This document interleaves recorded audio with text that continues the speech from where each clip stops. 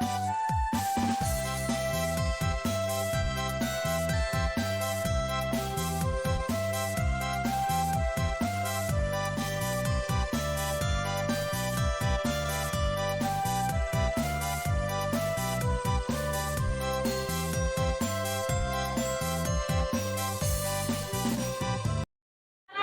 warahmatullahi wabarakatuh. Perkenalkan, saya Misbawati, calon guru penggerak Angkatan 9 dari SDN 29 Marana, Kabupaten Maros.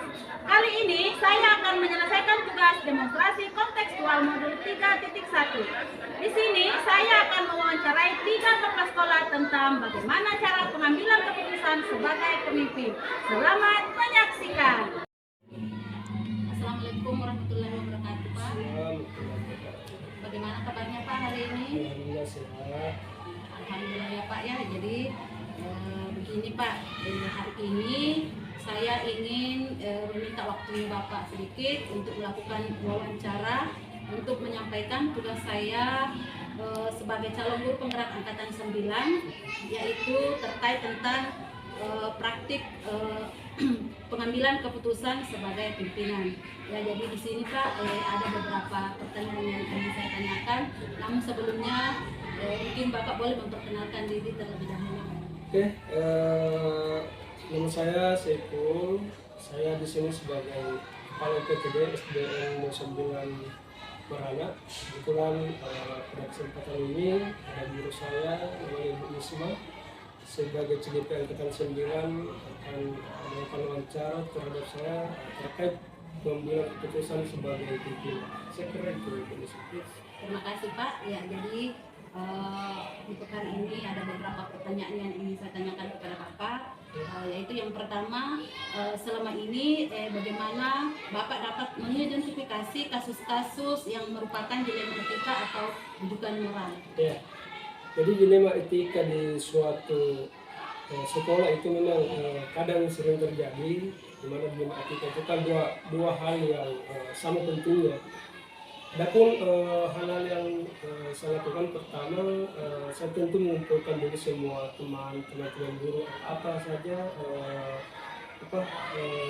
permasalahan yang terjadi di kelas masing-masing, dan terkadang juga saya melihat secara langsung bagaimana permasalahan itu. Dan selain dari saya memperoleh informasi dari teman-teman guru, saya juga langsung turun ke siswa. Seperti itu. Terima kasih Pak. Ya, jadi terlebih dahulu yang pertama dilakukan yaitu mengumpulkan teman terlebih dahulu. Iya. Jadi pertanyaan yang kedua yaitu selama ini bagaimana Bapak menjalankan pengambilan keputusan di sekolah, terutama untuk kasus-kasus di mana ada dua kepentingan yang sama-sama benar atau bisa juga sama-sama mengandung nilai kebajikan. Ya, tentu itu merupakan pilihan yang sulit sebagai seorang pimpinan ketika memperoleh kasus seperti itu, di mana ada dua hal yang sama pentingnya. Tentu pertama harus saya melihat dulu skala prioritas, yang mana kemudian kasus ini yang butuh penyelesaian prioritas itu yang pertama harus kita selesaikan. Kemudian yang kedua, tentu saya harus meminta juga pandangan dari pandangan guru, terutama guru senior terkait kasus-kasus yang terjadi. Sebenarnya dua hal itu yang terkadang saya lakukan di sekolah. Iya, jadi ada memandang skala prioritas terlebih dahulu, kemudian meminta pandangan dari rekan-rekan guru, terutama rekan-rekan guru yang senior Pak ya. Iya, baik. Selanjutnya kira-kira langkah-langkah atau prosedur seperti apa yang bisa Bapak lakukan atau mungkin Bapak bisa lakukan selama ini? Ya, ketika ada kasus dilema etika yang terjadi, hal pertama yang saya lakukan yaitu menganalisa dulu, mempelajari dulu kasus itu seperti apa. Kemudian ketika saya membutuhkan rekan-rekan guru untuk menyelesaikan permasalahan itu, saya akan mungkin mengadakan pertemuan atau rapat, meminta pandangan atau masukan-masukan terkait dengan permasalahan yang terjadi, sehingga permasalahan itu bisa terselesaikan, karena permasalahan yang diselesaikan dengan pemikiran baik, saya kira lebih efektif seperti itu. Ketika pembuatan keputusan diselesaikan dengan pemikiran orang baik. Saya kira itu. Baik Pak, jadi terlebih dahulu mempelajari hal ya baik. Selanjutnya Pak, hal apa saja yang selama ini Bapak anggap efektif dalam pengambilan keputusan pada kasus dilema etika? Ya, hal yang efektif itu saya kira komunikasi dengan teman-teman guru. Kemudian juga saya juga selain rekan-rekan guru, terkadang juga saya melakukan komunikasi dengan mitra sekolah, misalnya dengan komite, kalau itu kaitannya permasalahan yang menyangkut mungkin secara umum untuk sekolah, karena permasalahan siswa atau orang tua siswa itu juga terkadang saya mengambil pandangan dari pihak sekolah, misalnya komite. Jadi apa tadi yang efektif itu ya meminta pandangan ke guru-guru dan orang tua sekolah, misalnya komite sekolah. Ya, luar biasa sekali ya Pak ya. Ya, jadi selanjutnya selain itu Pak, hal-hal apa saja yang selama ini menjadi tantangan dalam pengambilan keputusan pada kasus dilema etika? Ya, tantangannya saya kira banyak, tapi salah satu yang menjadi poin bahwa ketika terjadi dilema etika itu kita terkadang sulit untuk menentukan pilihan mana yang sebenarnya mau diselesaikan. Dan itu salah satu tantangan ketika dua hal yang sama-sama benar, sama-sama nilai-nilainya sama, tentu itu menjadi tantangan tersendiri sebagai saya seorang pimpinan untuk membuat keputusan. Ya, jadi baik. Selanjutnya, apakah Bapak memiliki sebuah tata kelola atau jadwal tertentu dalam sebuah penyelesaian kasus? Dalam menyelesaikannya itu apakah ada bentuk atau prosedur seperti apa yang Bapak lakukan? Ya, tidak ada jadwal secara khusus, hanya ketika ada informasi-informasi dari guru atau ada permasalahan, ketika saya selaku pimpinan tidak bisa menyelesaikan secara personal, mungkin saya akan mengadakan rapat atau pertemuan dengan rekan-rekan guru untuk membicarakan permasalahan-permasalahan. Jadi tantangan tidak memiliki tantangan khusus, namun bisa juga kepada rekan-rekan guru, menentukan rekan-rekan guru Pak ya. Ya baik. Selanjutnya, adakah seseorang atau mungkin faktor-faktor apa yang selama ini dapat membantu atau mungkin mempermudah Bapak dalam pengambilan keputusan dalam kasus dilema etika? Ya, saya kira yang sangat membantu ketika ada permasalahan seperti itu, ada kasus dilema etika, pertama dari guru, tentu banyak masukan, kemudian komite sekolah, dalam hal ini kita komite, kadang kita melakukan komunikasi dan banyak masukan. Dan terakhir itu teman-teman di luar, rekan-rekan kepala sekolah sehingga banyak melakukan diskusi ketika ada kasus-kasus dilema etika yang terjadi di sekolah. Baik, ya, jadi ada komunikasi dengan rekan guru, komite atau rekan-rekan kepala sekolah yang lain Pak ya. Ya baik. Sekarang pertanyaan yang terakhir ini Pak ya. Dari semua hal yang telah disampaikan, kira-kira pembelajaran apa yang dapat dipetik dari pengalaman yang Bapak ambil ketika pengambilan keputusan dalam menyelesaikan sebuah dilema etika? Iya, poin yang bisa kita petik bahwa ketika terjadi kasus dilema etika di sekolah, kita tidak terburu-buru harus menyelesaikan permasalahan itu. Pertama kita harus menganalisa dulu dengan mempelajari kasus dilema etika itu yang mana menjadi prioritas. Kemudian langkah terakhir itu sharing atau diskusi dengan teman-teman, apakah melalui pertemuan atau mungkin dengan memang guru-guru senior untuk dimintai pandangan terkait dengan kasus dilema etika yang terjadi di sekolah. Dan yang terakhir itu komunikasi dengan komite sekolah atau mungkin rekan-rekan kepala sekolah lain dengan punya kasus yang sama mungkin, itu kita bisa diskusi. Luar biasa sekali ya Pak ya atas jawaban yang diberikan. Jadi demikianlah tadi wawancara yang untuk hari ini. Sebelumnya saya mengucapkan terima kasih atas kesediaan Bapak sudah meluangkan waktu sebagai narasumber wawancara saya hari ini. Saya akhiri. Wassalamualaikum warahmatullahi wabarakatuh. Waalaikumsalam. Warahmatullahi wabarakatuh. Dalam bagaimana kabarnya Pak hari ini? Ya, alhamdulillah hari ini sehat-sehat saja. Ya, jadi baik, hari ini saya ingin meminta waktunya Bapak sedikit untuk melakukan wawancara untuk menyelesaikan tugas saya sebagai calon guru honorer nomor 9, yaitu terkait tentang praktik pengambilan keputusan sebagai pimpinan. Ya, silakan. Jadi di sini ada beberapa pertanyaan yang ingin saya lakukan. Namun sebelumnya saya persilakan kepada Bapak untuk memperkenalkan ini terlebih dahulu. Perkenalkan nama saya Muhammad Takdir.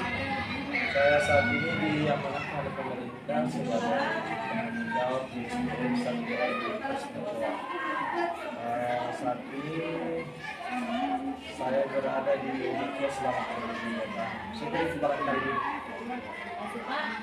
Jadi ada beberapa pertanyaan yang ingin saya tanyakan kepada Bapak. Yang pertama yaitu selama ini bagaimana Bapak dapat mengidentifikasi kasus-kasus yang merupakan delima etika atau bujukan moral. Kalau yang sering saya lakukan itu yang pertama-tama itu biasanya saya mengidentifikasi seperti apa seperti apa yang melakukan moralnya. Setelah itu nanti dipilah secara fisik. Seperti itu kan ya, jadi yang pertama yang dilakukan yaitu mengidentifikasi terlebih dahulu, kemudian dipilih seperti itu ya. Jadi selama ini bagaimana Bapak menjalankan pengambilan keputusan di sekolah, terutama untuk kasus-kasus di mana ada dua kepentingan yang sama-sama benar, atau bisa juga sama-sama mengandung nilai kebajikan. Ya. Kalau yang saya lakukan selama ini di sekolah ini, pertama-tama itu saya melakukan dulu musyawarah dengan sejawat, membicarakan hal-hal yang perlu dibicarakan persoalan juga. Selanjutnya saya tak lupa melibatkan ke komite dan awas sebagai perpanjangan tangan dari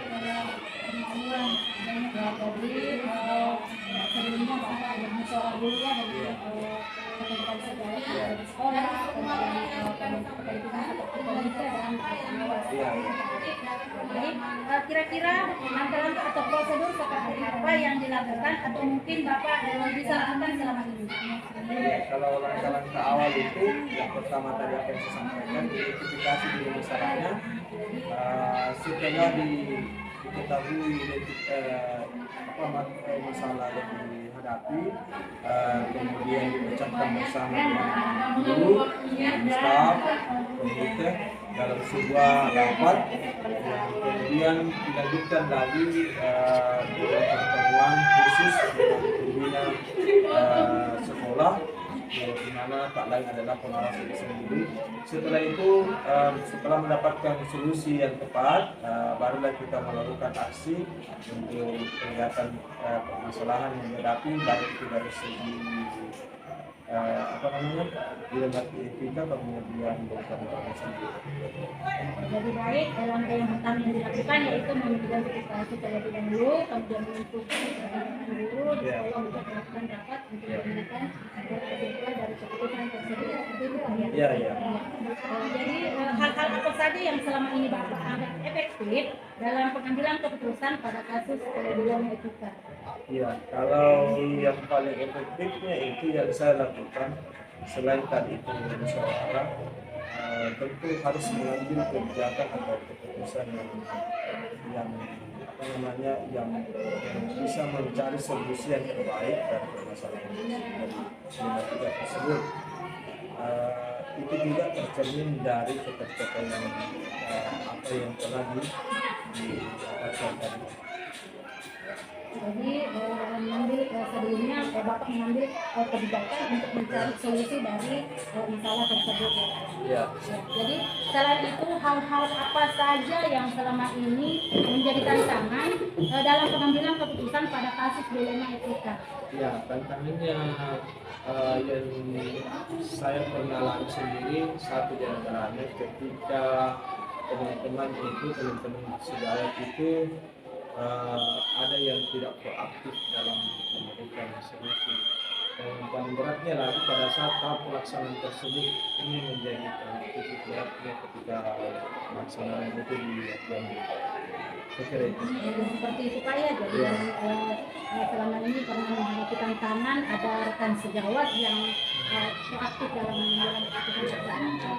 Baik, apakah Bapak memiliki sebuah tata kelola atau jadwal tertentu dalam sebuah penyelesaian kasus dilema etika, apabila langsung menyelesaikan di tempat atau memiliki sebuah jadwal untuk menyelesaikannya, kemudian apakah ada dalam bentuk atau prosedur seperti apa yang Bapak lakukan?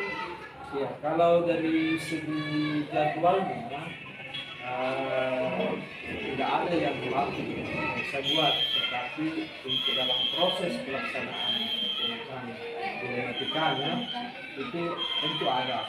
Mulai seperti apa yang saya sampaikan tadi, bahwa kita mulai mengidentifikasi dulu bersama-sama, setelah itu diucapkan bersama-sama pula dan dilaksanakan secara bersama. Sekalipun ini nanti ada tantangan seperti tadi ada terdapat beberapa teman mungkin yang kurang proaktif itu untuk menyelesaikan situasi tersebut. Jadi dalam hal ini tidak ada jadwal tertentu kan ya? Iya, tergantung dari situasi dan kondisi. Jadi langsung diselesaikan. Iya, kemudian adakah seseorang atau mungkin faktor-faktor apa yang selama ini dapat membantu Bapak, mungkin mempermudah Bapak dalam mengambil keputusan dalam kasus dilema etika? Kalau dari segi bantuan, saya kira ada. Yang paling berperan di sini adalah ketua komite dan pengawas sendiri. Pengawas sebagai mitra pendamping dalam sekolah sangat membantu dalam menyelesaikan kasus-kasus ini. Ini tergambar dari beberapa kasus dilema etika yang terjadi di sekolah saya, itu bisa terselesaikan dengan baik. Jadi kasus dilema etika yang terjadi di sekolah Bapak bisa terselesaikan dengan baik karena adanya peran dari komite dan pengawas sekolah serta guru-guru yang ada di sekolah. Ya. Nah, sekarang pertanyaan yang terakhir, dari semua hal yang telah disampaikan, kira-kira pembelajaran apa yang dapat dipetik dari pengalaman yang Bapak ambil ketika mengambil keputusan dalam menyelesaikan sebuah dilema etika? Ya, pelajaran yang saya bisa petik dari kasus dilema etika ini, saya berpikir bahwa menjadi seorang pemimpin perubahan dalam sebuah pembelajaran, baik itu di dalam kelas maupun di sekolah, dibutuhkan sebuah kapasitas sebagai seorang tenaga jawab untuk bagaimana bisa mengidentifikasi dan berbaur dengan teman-teman dalam menyelesaikan kasus ada di sekolah. Jadi intinya bagaimana Bapak bisa mengidentifikasi masalah-masalah dilema etika yang terjadi di sekolah Bapak, bagaimana bisa melakukan juga supaya keputusan itu bisa terselesaikan dengan seperti itu Pak ya. Iya. Jadi terima kasih Pak, demikianlah tadi wawancara saya hari ini Pak. Sebelumnya saya mengucapkan terima kasih atas kesediaan Bapak sudah meluangkan waktu sebagai narasumber wawancara saya hari ini. Saya hadiri dan mengucapkan Assalamualaikum warahmatullahi wabarakatuh. Assalamualaikum warahmatullahi wabarakatuh. Waalaikumsalam warahmatullahi wabarakatuh. Bagaimana kabarnya hari ini Bu? Alhamdulillah. Bagaimana Bu Nisma sendiri bagaimana? Alhamdulillah sehat. Jadi alhamdulillah begini Bu. Jadi hari ini saya ingin melakukan wawancara. Saya ingin meminta waktunya Bu. Oh iya. Mohon maaf ya Ustaz, sedang waktunya Bu. Untuk melakukan wawancara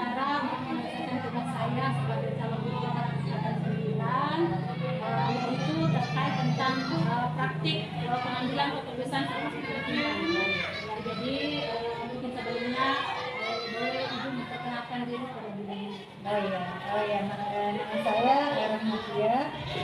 Sekarang lagi menjabat sebagai kepala sekolah di SDN 107 Rangkaian. Dan di sini ada beberapa pertanyaan yang ingin saya tanyakan kepada Ibu. Silakan. Yang pertama yaitu selama ini bagaimana Ibu dapat mengidentifikasi kasus-kasus yang merupakan dilema etika atau bujukan moral? Kalau selama ini untuk kasus-kasus saya hanya identifikasi berdasarkan masalahnya, apakah masalah siswa atau masalah guru. Jadi belum tercover yang namanya dilema etika atau bujukan moral. Ya, terima kasih Bu. Pertama yang dilakukan itu mengidentifikasi terlebih dahulu ya Bu ya. Ya, baik. Pertanyaan yang kedua yaitu selama ini bagaimana Ibu menjalankan pengambilan keputusan di sekolah, terutama untuk kasus-kasus di mana ada dua kepentingan yang sama-sama benar atau bisa juga sama-sama mengandung nilai kebatilan. Kalau hal yang seperti itu misalnya ada di kasus yang merupakan nantinya keputusannya atau pemecahan masalahnya itu ada dua kemungkinan yang sama-sama baik, ya tentu saya harus bermusyawarah dulu sama guru-guru. Jadi harus bermusyawarah dulu terlebih dahulu ya dengan guru. Baik. Kemudian pertanyaan ketiga yaitu kira-kira langkah-langkah atau prosedur seperti apa yang bisa Ibu lakukan untuk biasa lakukan selama ini? Prosedur yang saya lihat sekarang itu yang biasa saya lakukan, yang pertama itu kan mengidentifikasi dulu masalahnya, apakah masalah tentang guru atau masalah tentang siswa atau masalah sekolah itu sendiri. Terus yang kedua, saya akan memanggil semua guru-guru untuk duduk di ruang rapat, di ruang guru, dan mendengarkan satu persatu pendapatnya. Jadi saya tidak mau mengambil keputusan sendiri. Sekali Bu ya, jadi awal yang langkah yang pertama dilakukan Ibu yaitu mengidentifikasi terlebih dahulu, kemudian memanggil guru-guru untuk meminta informasi apa yang sebenarnya Bu ya. Jadi baik. Terus selanjutnya hal-hal apa saja yang selama ini Ibu anggap efektif dalam mengambilan keputusan pada kasus dilema etika? Hal-hal efektif yang ini kalau tentang dilema etika kan sama-sama baik, sama-sama benar. Jadi saya mengambil langkah-langkah baik itu adalah saya harus selalu bermusyawarah, rapat, diskusi dengan guru-guru, meminta pendapat mereka untuk melihat sejauh mana mereka melihat kasus tersebut. Selalu bermusyawarah ya dengan guru-guru. Kemudian selanjutnya selain itu hal-hal apa saja yang selama ini menjadi tantangan dalam pengambilan keputusan pada kasus-kasus dilema etika? Tantangannya itu karena sama-sama baik, jadi mungkin saja ada yang merasa dikecewakan atau merasa tidak puas dengan keputusan itu, karena ini kan sama-sama baik, jadi begitu. Biasa sekali Bu ya. Jadi selanjutnya apakah Ibu menilai bahwa sebuah apakah memiliki sebuah tata kelola atau jadwal tertentu dalam sebuah penyelesaian kasus dilema etika? Oh iya. Apakah Ibu langsung menyelesaikan di tempat atau memiliki sebuah jadwal untuk menyelesaikannya? Apakah dalam bentuk atau prosedur seperti apa yang Ibu jalankan? Kalau mengenai jadwal, ya tidak terjadwal karena kasusnya itu kasus yang pokoknya ada kasus segera diselesaikan. Jadi tidak ada dibilang jadwal. Kalau ada jadwal berarti kan kita bilang ada kasus lagi, ini tidak. Jadi pokoknya ada kasus harus segera diselesaikan, jangan ditunda. Jadi intinya tidak terjadwal Bu ya. Tidak terjadwal. Setiap ada masalah langsung diselesaikan. Iya, betul sekali. Ibu. Kemudian selanjutnya, adakah seseorang atau mungkin faktor-faktor apa yang selama ini dapat membantu atau mungkin mempermudah Ibu dalam mengambil keputusan dalam kasus dilema etika? Ya, jadi faktor yang membantu saya itu adalah guru-guru yang mau mengutarakan pendapatnya. Jadi itu yang saya syukuri. Kalau bagaimanapun banyak pendapat itu lebih bagus daripada hanya satu pendapat. Sekali. Kemudian sekarang pertanyaan yang terakhir ini Bu ya. Dari semua hal yang telah disampaikan, kira-kira pembelajaran apa yang dapat dipetik dari pengalaman yang Ibu ambil ketika mengambil keputusan dalam menyelesaikan sebuah dilema itu? Jadi untuk kesimpulannya bahwa setiap ada sebuah kasus atau sebuah dilema etika yang seperti tadi itu yang sama-sama baik, itu kita harus selalu melihat dulu bagaimana pendapat dari semua orang. Itu luar biasa sekali ya Bu ya. Ya, jadi demikian tadi wawancara untuk saya hari ini. Sebelumnya saya mengucapkan terima kasih atas kesediaan dan sudah meluangkan waktu sebagai narasumber wawancara saya hari ini. Saya akhiri. Wassalamualaikum warahmatullahi wabarakatuh. Waalaikumsalam warahmatullahi wabarakatuh.